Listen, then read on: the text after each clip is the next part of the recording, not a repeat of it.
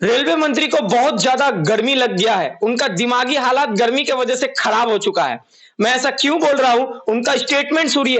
राज्यसभा भवन में जो वो एम्प्लॉयमेंट यानी कि रेलवे में बेरोजगारी को लेकर वो क्या बात बोले हैं, उनका स्टेटमेंट सुनिए आप लोग। रेलवे में टेक्निकल लोगों को ज्यादा इंपॉर्टेंस देनी चाहिए कि जरूर इसमें टेक्निकल लोगों को, क्योंकि बहुत ही टेक्निकल ऑर्गेनाइजेशन है। हर जगह टेक्निकल इंपॉर्टेंस, टेक्निकल वर्क होता है। ये की सरकार में 5,02,000 लोगों को रोजगार दिया गया। इस कमिटमेंट के साथ हम काम कर रहे हैं अध्यक्ष जी, सभापति महोदय। कई वाह रेलवे मंत्री जी वाह, क्या क्या बात आपने बोला है, तालियां मारने का मन कर रहा है मुझे। चलिए अब विस्तार पूर्वक इनके एक एक बात का मैं रिप्लाई विथ प्रूफ के साथ दूंगा और इनको गलत साबित करूंगा, गलत घोषित करूंगा। और जितने भी लोग मेरे से सहमत है कमेंट जरूर करिएगा, और जितने भी लोग सहमत नहीं है वो भी अपना पॉइंट ऑफ व्यू जरूर रखिएगा, ताकि मैं उनके असहमति का सहमति हिसाब से रिप्लाई दे सकूं। चलिए वीडियो को शुरू करता हूं। अच्छे सुझाव आए, कई क्रिटिसिज्म हुए और कई ऐसे भी तथ्य रखे गए जो कि सत्य से परे है।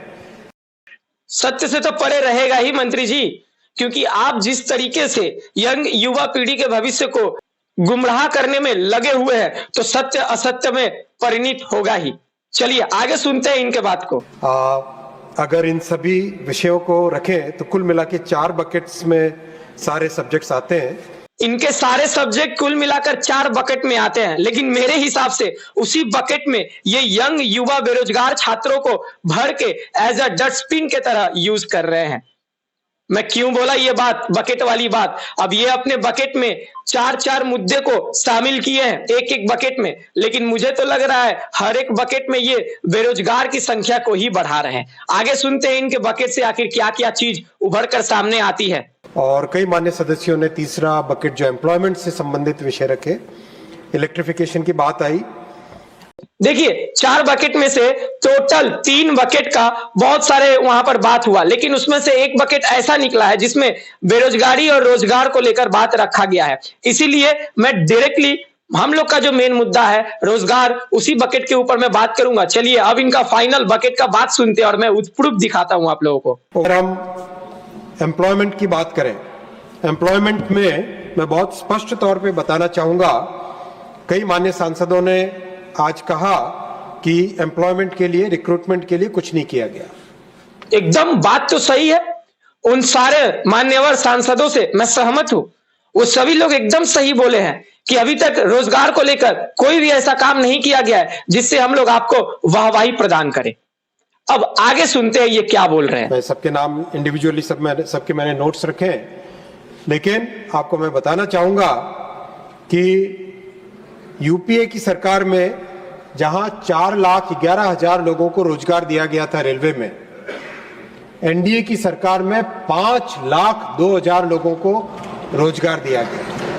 शर्म आनी चाहिए रेलवे मंत्री, आपको एकदम शर्म आनी चाहिए। आप तुलना कर रहे हैं किससे? पिछला जो सरकार देश चलाकर गया है उससे। उन्होंने क्या किया नहीं किया आप उनसे तुलना कर रहे हैं। और रहा बात ये जो आप तुलना किए हैं, वो सरकार तो जब अपने टाइम पर थी तब वो वैकेंसी दी है, ठीक है, और आप अपने टाइम पे वैकेंसी को नहीं दिए हैं। और ये जो आप 5 लाख आंकड़ा गिना रहे हैं, ये क्या 5 लाख आंकड़ा अभी आप करंट में प्रदान किए हैं? जी नहीं, ये 5 लाख आप 2018 और 2019 साल में कुल टोटल रेलवे में जितने पोस्ट आई थी, वैकेंसी आई थी, उन सारे को मिलाकर प्लस इंक्लूडिंग 2024 साल में आप हर एक पोस्ट में जितनी भर्तियां दी हैं, इन सारों को मिलाकर टोटल इंक्लूडिंग आप 5 लाख यहां पर गिनती करवा रहे हैं। और आपको तो शर्म आनी चाहिए। प्रेजेंट टाइम में क्या आप 5 लाख भर्ती दिए हैं? शुद्ध से 1 लाख भी भर्ती नहीं दिए हैं 2025 और 24 में, और आप यहां पर गर्व और फक्र के साथ बोल रहे हैं कि 5 लाख भर्ती आप दिए हैं और आपकी सरकार दी है। सबसे बड़ा मेरा पॉइंट ऑफ व्यू, बीते कल को दिखाकर कौन प्रेजेंट टाइम में वाहवाही लेता है? भाई आप प्रेजेंट टाइम में क्या कर रहे हैं यंग युवा छात्र के लिए, देश के लिए, बेरोजगारी दूर करने के लिए, उस बेसिस पे आप वाहवाही लीजिए और तालियां लीजिए। लेकिन आपका तो यहाँ पर पॉइंट ऑफ व्यू ही गलत है। अगर मेरा बात गलत है तो कमेंट जरूर करिएगा। ये जो प्रधानमंत्री जी इतना गर्व के साथ तुलना करके बोल रहे हैं कि हमारी सरकार 5 लाख रोजगार दिए, कहां दिए भाई? आप 2018 और 2019 साल का आंकड़ा अभी गिनाओगे और 2024 साल में जो भर्तियां दी है उसको गिनाकर टोटल 5 लाख आप साबित करोगे तो कैसे होगा? ये तो पूरा पूरी गलत है। मतलब कैसो भी हो, आपको अपने आप को खुद को सही साबित करना ही है, ये तो कुछ नहीं है। अभी आगे देखिए, माजरा सुनिए। और अध्यक्ष जी, जो एग्जाम कराए गए, अभी हाल ही में 2 एग्जाम कंप्लीट हुए, रामजी लाल सुमन जी नहीं है, वो कहते हैं कि एग्जाम ही नहीं हुए, शायद वो परिस्थितियों से वाकिफ नहीं, उनकी टीम ने उनको ब्रीफ नहीं किया होगा। एक एग्जाम था ग्रुप डी का एग्जाम, 1 करोड़ 26 लाख कैंडिडेट्स उसमें बैठे, 68 दिन तक एग्जाम चला, 133 शिफ्टों में एग्जाम हुआ, 211 शहरों में 726 सेंटर्स में एग्जाम हुआ, 15 भाषाओं में 15 लैंग्वेजेस में ये एग्जाम हुआ। कहीं पे कोई प्रॉब्लम नहीं, कोई पेपर लीक का इश्यू नहीं, एग्जाम बहुत कंफर्टेबली, स्मूथ, ट्रांसपेरेंट तरीके से हुआ। शर्म आनी चाहिए इनको अगेन फिर से। ये जो इतने गर्व के साथ बोल रहे हैं कि 2019 साल का जो रेलवे ग्रुप डी का जो भर्ती था, जिसमें 1 करोड़ प्लस जो छात्र एग्जाम हॉल में अटेंड किए हैं, टोटल कुल 30 भाषाओं से ऊपर भाषाओं का जो ऑप्शन है देकर एग्जाम कंडक्ट कराया गया है, और इतने शिफ्ट जो ये बता रहे हैं, ये गर्व के साथ बोल रहे हैं कि उसमें एक भी टेक्निकल इशू नहीं हुई है। प्रधानमंत्री जी और माननीय जो रेलवे मंत्री है, उनको बोलना चाहूंगा कि अभी आरपीएफ कांस्टेबल का 2 मार्च से एग्जाम शुरू हुआ, और पहले ही दिन एग्जाम में कोलकाता टीसीएस गीतोबितान, जो कि सॉल्ट लेक में टीसीएस का सेंटर है, उसमें 3rd शिफ्ट का एग्जाम ऐसा वाहियात गया, टेक्निकल इशू कारण घोषित करके उस एग्जाम सेंटर के 3rd शिफ्ट के एग्जाम को रद्द कर दिया गया, और बोला गया कि फिर से अगेन ये एग्जाम को कंडक्ट कराया जाएगा। ऐसे ही सेम इशू हम लोगों को टेक्नीशियन के एग्जाम में देखने मिला, ऐसे ही सेम इशू हम लोग को एलपी के एग्जाम में देखने मिला, जिनका रीशेड्यूल भी एग्जाम कराया गया। तो ये आप इतने गर्व और फक्र के साथ 2019 साल का बात यहां पर दिखाकर बोल रहे हैं कि रेलवे बहुत बड़ा काम की है। 1 करोड़ से ऊपर छात्रों का एग्जाम आसानी पूर्वक, सफलता पूर्वक कंडक्ट कराइए। भैया आप पिछला आज से 6 साल 7 साल पहले का क्यों वाहवाही लेना चाहते हैं? करंट में तो लोग प्रॉब्लम झेल रहे हैं ना, करंट में तो कैंडिडेट प्रॉब्लम झेल रहे हैं ना। 2 तारीख का एग्जाम में ही कैंसिल करना पड़ा। क्या आप सिस्टम बनाए, क्या आप सॉफ्टवेयर बनाए, और आपको वाहवाही चाहिए? ये 6 साल 7 साल पहले का रिकॉर्ड दिखाकर आगे बढ़ते हैं थोड़ा सा और इनका कारनामा सुनते हैं।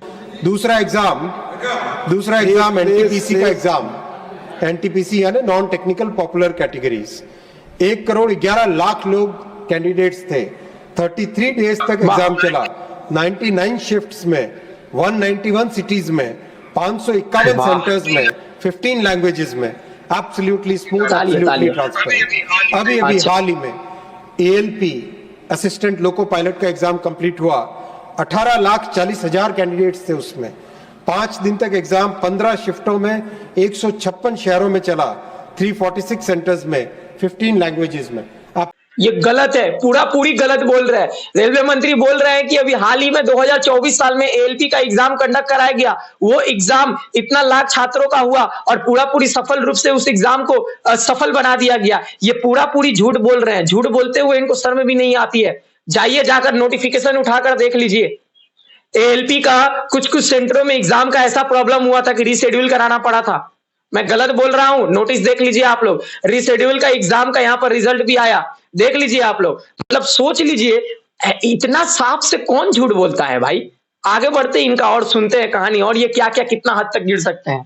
कमिटमेंट के साथ हम काम कर रहे हैं अध्यक्ष जी, सभापति महोदय, इस कमिटमेंट के साथ काम कर रहे हैं और इस कमिटमेंट को बरकरार रखेंगे।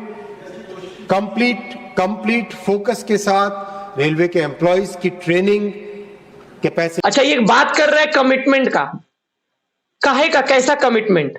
बस हाथी का दांत आप लोग देखे हैं ना, दिखाने के और कुछ करने को और, तो इनका वही काम है। इन्होंने ये भी कमिटमेंट किया था कि रेलवे में हर साल भर्ती का कैलेंडर जारी होगा, रेलवे में हर साल आप लोग का हर एक पोस्ट का वैकेंसी निकाला जाएगा। कहां है 2025 साल का भर्ती का कैलेंडर? कहां है? जनवरी महीना 2025 साल का खत्म हो गया, फरवरी महीना 2025 साल का खत्म हो गया, मार्च लगभग 15 दिन अब बीत चुका है और 15 दिन बाद खत्म होगा। तो कहां है भैया? फाइनेंशियल ईयर भी खत्म होने वाला है अब 15 दिन के बाद। तो कहां है इनका वो कमिटमेंट? है कहां? थोड़ा सा आप लोग बताइएगा। रेलवे मंत्री तो ये भी कमिटमेंट किए थे कि 1,20,000 प्लस रेलवे ग्रुप डी में वैकेंट पोस्ट खाली है, जिसमें से 1 लाख वैकेंसी पे फर्स्ट फॉर्म फिलअप शुरू होगा। उन्होंने किया क्या? 32,000 वैकेंसी दे दिया। हवा में सारा वैकेंसी हवा में चल गया। फिर उन्होंने छात्रों को क्या लड़वाने का काम किया? 2019 साल में उन्होंने बोला कि आने वाले ग्रुप डी की वैकेंसी में आईटीआई मस्ट एंड मैंडेटरी लागू होगा, छात्र आईटीआई करने निकल पड़े। 2024 साल में दिसंबर मंथ में नोटिफिकेशन आता है ग्रुप डी का कि आईटीआई बेसिस पर ग्रुप डी का फॉर्म फिलअप होगा। फिर नन आईटीआई वाले हंगामा किए, प्रोटेस्ट किए और नया नोटिफिकेशन फिर से लागू किया जाता है कि आईटीआई ग्रुप डी से हटा दिया गया है, सभी कोई फॉर्म भर सकते हैं। इसको लेकर अभी घमासान युद्ध चल रहा है, कोर्ट में केस चल रहा है कि आईटीआई लागू करना ही होगा। यहां भी इनका कमिटमेंट और जुबान का दाम नहीं रहा है। ये जब इनको मन कर रहा है अपने हिसाब से नोटिफिकेशन लागू करके और नेक्स्ट डे में क्या कर रहे हैं उसको चेंज कर दे रहे हैं। तो आखिर मान्यवर रेलवे मंत्री जी का वो कमिटमेंट और जो इतने बड़ी बड़ी बातें वाहवाही लेने के लिए बोल रहे हैं, ये सारा 6 साल पहले का आंकड़ा और डाटा दिखाकर बोल रहे हैं। अब जो फैसला आप लोगों को करना है कमेंट करके भर भर के कि आप लोगों को क्या चाहिए, ये रेलवे मंत्री सही कर रहे हैं या गलत कर रहे हैं, यहां पर आप लोग कमेंट करें भर भर के। बाकी ऐसे ही रेलवे ग्रुप डी से हर एक अपडेट और मैं हर एक इनके बात का अगर गलत बात ये बोले तो उसका प्रूफ के साथ वीडियो बनाऊंगा और अपलोड करूंगा। समर्थन सिर्फ आप लोगों के लिए है साथियों। चैनल को सब्सक्राइब करके रखें आने वाले वीडियोस का अपडेट पाने के लिए। चलिए मिलते हैं नेक्स्ट वीडियो में, तब तक के लिए जय हिंद, जय भारत, वंदे मातरम।